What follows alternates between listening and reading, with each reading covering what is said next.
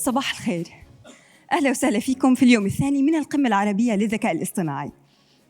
لا تتحول المعرفة من نصفها إلى أتمها بين ليلة وضحاها. الأمر يستدعي منا أن نبذل جهداً ووقتاً، فعادة ما يأتي بسرعة لا يأتي ليبقى. واستكمالاً لما بدأناه الأمس من شغف وعلم، سنكون الآن مع المتحدث الأول ليومنا هذا. هو المؤسس والرئيس لمجموعة آيلا، حاصل على درجة الدكتوراه في أنظمة المعلومات وإدارة التكنولوجيا. رحبوا معنا بالدكتور سعد البراك. Good morning, sorry. السلام عليكم. صباح الورد. صباح الفل. Okay. I have been forced by AJ to speak this morning. I think the purpose is comedy and not to tell you anything about AI and other stuff which is way above my head. And the conference is great, but it's so serious. And I'm not a serious guy, so let's have fun. Okay? You know, the human being is a humor being, huh? And if you're not in business for fun and profit, what the hell are you in business for? So you work so hard and so serious talking about AI and you forget your life, right? Never forget your life. All right. What am I going to speak about? Sorry. Oh, yes. Okay. بدي مايك موبايلي لأني أنا I move a lot. I'm a rebel. I don't like to follow the rules. Okay. I just want to tell you more. I've been asked to talk about AI and entrepreneurship in general. And of course, it relates to business transformation. I have read books and stuff like this to prepare for this presentation so as to impress you as much as I can. So, شغال? Okay. As an entrepreneur, I spent 10 years in America to know how to pronounce entrepreneur, let alone in French.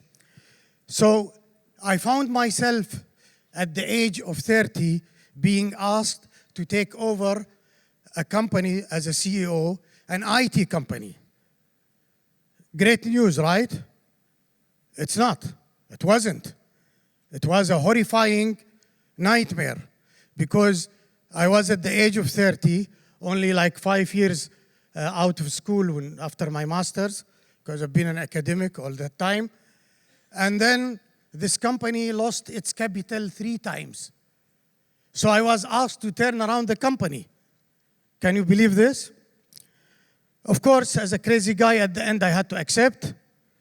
And this company later on have become one of the premier IT providers in the Middle East, operating in 9 countries, went up all the way to revenues of $300 million of services for banking and telecom.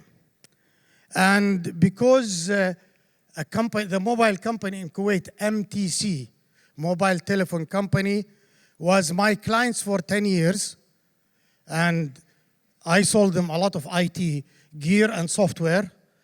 At the end, they have to retaliate from me for selling them non-working IT systems, and you will see why in my presentations.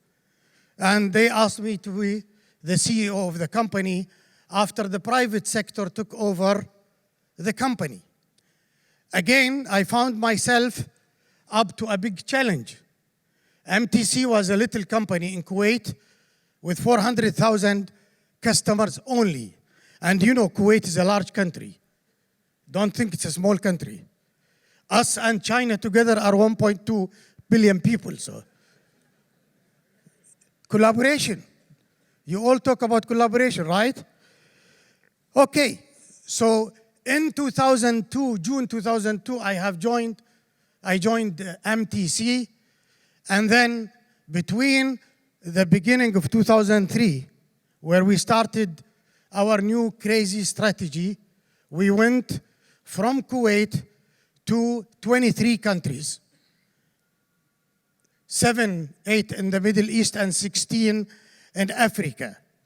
And in 6 years, Zain went from a company of $2 billion market value in 2002 to a company of $32 billion of value, market value, in 2007 only. It went from 500,000 customers to 75 million customers. It extended over an area of 16 million square kilometers, all the way from the eastern shores of the Arabian Gulf, all the way to Sierra Leone on the Atlantic side, an area of 16 million square meters, which have made Zain, we were transformed the company to the brand Zain in 2007, which made it the 4th largest mobile company in the world in geographic coverage. The first, I'm glad to say to my Jordanian brothers and sisters, when I joined in June, July of 2002, by December, we took over Fastlink in Jordan, which is a company which was larger than us. A very good company run in an excellent way and a dominant market share in Jordan. So I was almost fired because the company, when I joined, MTC, had only $500 million of reserves at that time. And no debt, 0 debt. So I went behind their backs and took over Zain Jordan, or Fastlink, for a value of $460 million. So I remember an old man in the board of Zain, representing Al Khurafi Group, which is a big group, saying to me, "Son, we have spent 17 years putting our reserves together, and you come, you little kid, and just spend it in one transaction." So it was too risky. Anyways, later on, in order to expand the company, we competed with MTN. MTN is a great company out of South Africa on the African market. At that time, everybody was deserting the African market because people think Africa is corrupt, full of diseases, political systems are unstable, and so on, which was so untrue. So we wanted to go there because it was a big opportunity for us. And we competed with MTN. MTN at the end almost won the deal. So we made an offer on the Easter weekend of 2005. I think it was April, right? Easter is in April, isn't it?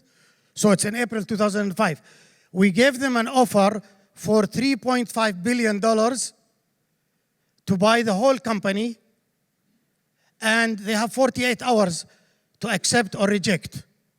If they do not accept by Monday evening at 11 p.m., then the deal is over. We went above the price offered by MTN by more than $600 million in one go. Guess what? We negotiated and signed an acquisition of 3.5 billion over an Easter weekend.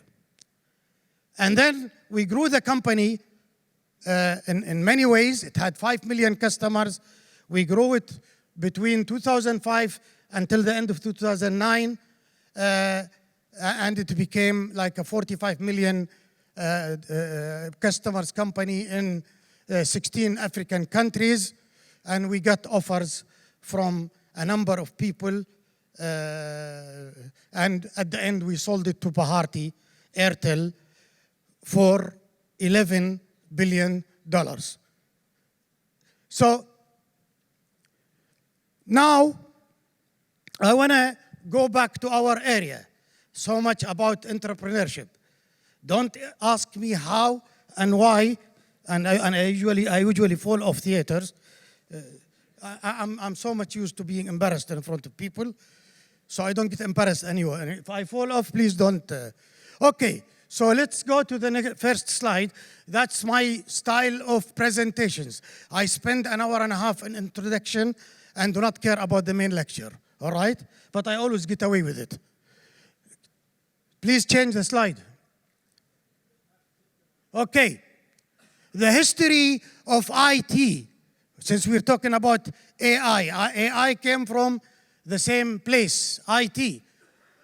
History is data storage, data storage, retrieval, transmission, data processing for reporting.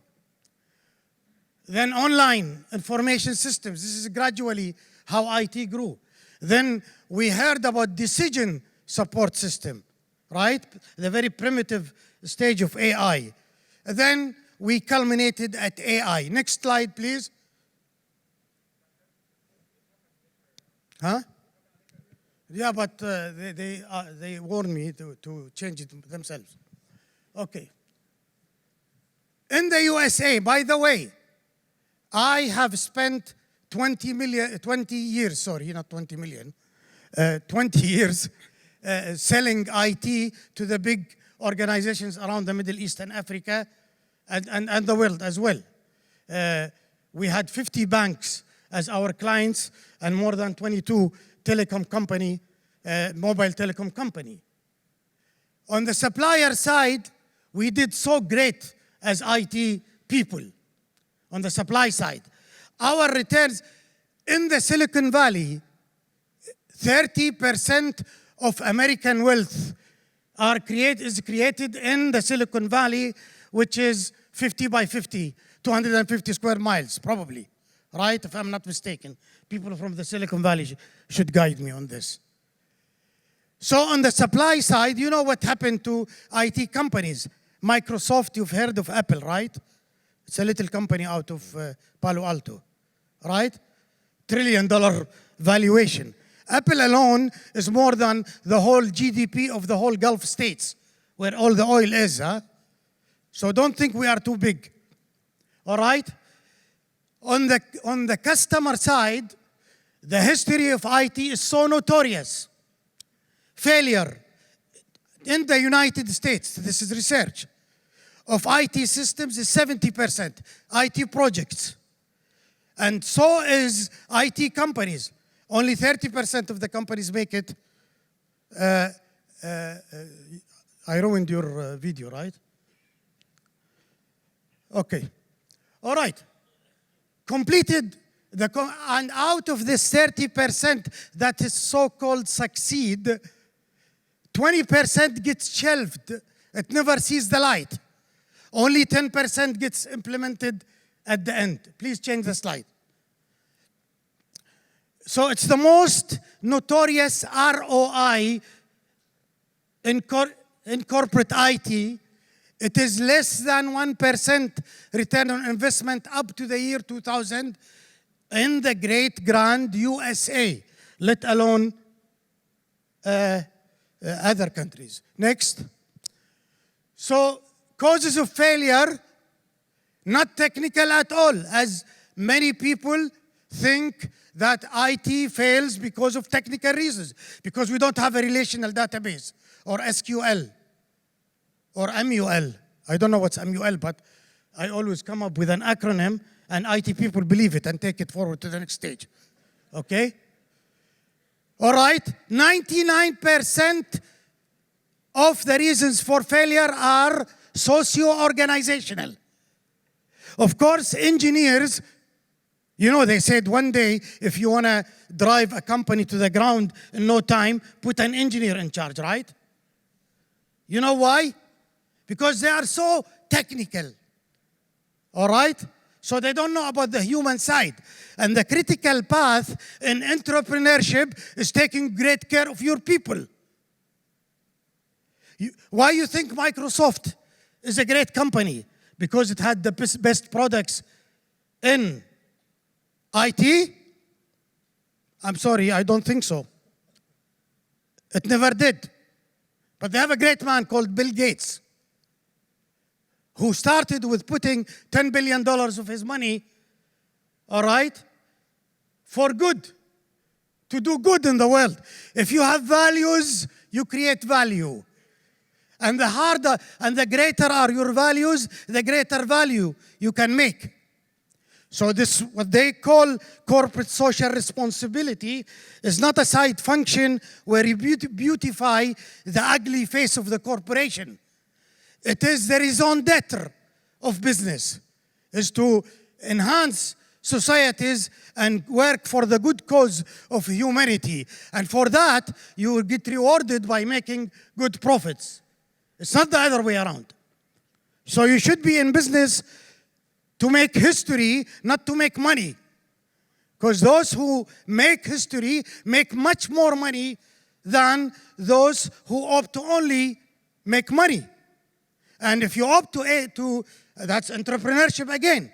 If you opt to make history, your risk profile becomes much higher. All right? So you probably do not want to look at Warren Buffett, but look at Steve Jobs. That's history making. Okay, next slide, please. All right. And what is the biggest deterrent? We said 90% or 70% fail, up to 90% don't see the light. What is the reason? Socio-organizational. What is the opium? What is the poison? It's called OP. OP is not operational performance at all. That's what technical people and great managers, graduate of Harvard MBAs would like to think. All right? It's organizational politics. It's organizational politics. And the greater your company is managed, the less OP is there. OP is organizational politics is a plague, you know, of humanity in general. Even in your family as an organization, if I can call it an organization, you have a lot of organizational politics. Look at all the men in the front row. According to these statistics, 70% of them suffer from the arrogance of their wives, right? That's what I can read in your faces, right? Except newly married, right? They'll be happy for a while. Inshallah, a longer while than usual. Okay. So, and in it is political embeddedness. My advisor when I was doing the PhD, a great man called John Selens, wrote, had a lot of research focusing on how computer programs are politically embedded. So people, when they write the program, they embed them with more authority and more reach for the CFO. You know the CFO, right? What's the CFO?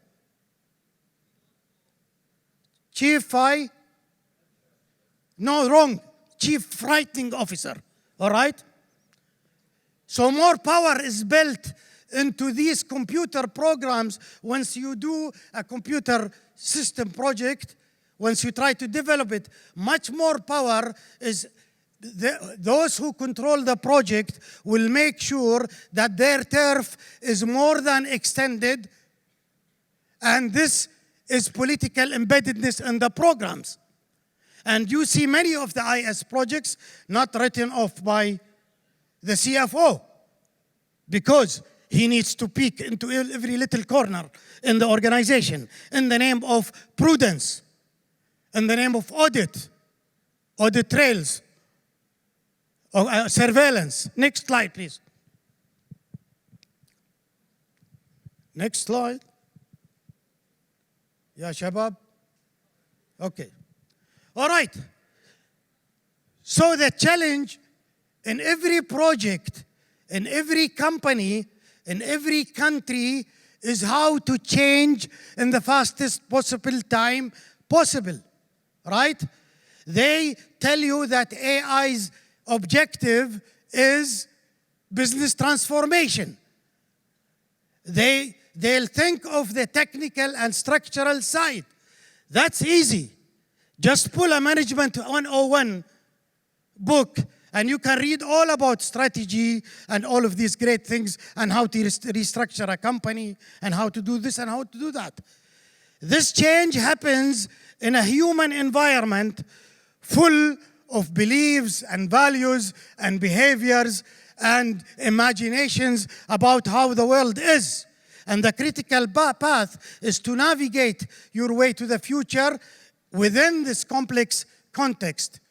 So the challenge is technological, social pressures, regional and global, and the rate of change, political, organizational, regulatory, and market pressures. This is the outer context. And you have your internal context, which is your organization internally, the landscape of this organization. Whether you have an authoritarian son of a gun running the organization, or son of a rifle, not son of a gun. I'm sorry if you get offended. Son of a gun is a nice word, huh? Right? Okay. Everybody is frowning at me, so I better look at my slide. Okay. All right. So what you are trying to change, even in an AAIS project, you are inducing a tool of change of the organization to move from batch processing, for example, of the old days, to a fully online system. You must assume, 3 minutes only? I didn't get even 5% of my, anyways. All right, so you're trying to change the essence. The essence is what? It's not the IS project, it's the culture, it's organizational culture. And change of the culture is the biggest challenge that you can ever have. Next slide, please. Oh my God, that's a lot of things. All right. These are typical navigating through an environment that you want to change, right? Next. Look at this. AI, IT, data warehousing. Can you believe this stupid oxymoron? Data warehousing. How could you warehouse data? Data, if not alive, it's like just like the mortuary, putting all of these dead corpses in the big fridge. Data can only be beneficial and good and great and add value if they are in real time. And 90% of data are irrelevant. And then you go in Saudi Arabia, when we started Zain in Saudi Arabia, we made a project called data warehousing. We gave, I think, Teradata or somebody else, I forgot, okay, $15 million to store data that we never used, by the way. We sold a lot of data warehousing systems. I now repent to God for the crimes I committed against humanity, selling data warehousing system. All right? So AI is nothing without real-time data.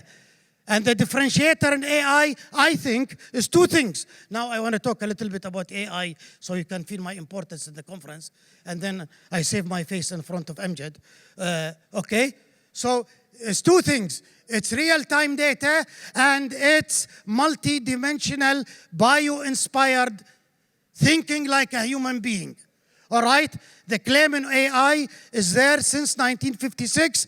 Every Tom, Dick, and Harry have an AI today. So we are lost, all right, in a new world. But what we're talking about is AGI, Artificial General Intelligence. Even the name AI, Artificial Intelligence, is so ugly, so notorious. Artificial, once you say artificial, it's like saying a stupid genius. This guy is a stupid genius. Artificial intelligence. Call it infinite intelligence, okay? I have a lot more remarks on AI that I read so hard to tell you about, but unfortunately I don't have time. So thank you very much.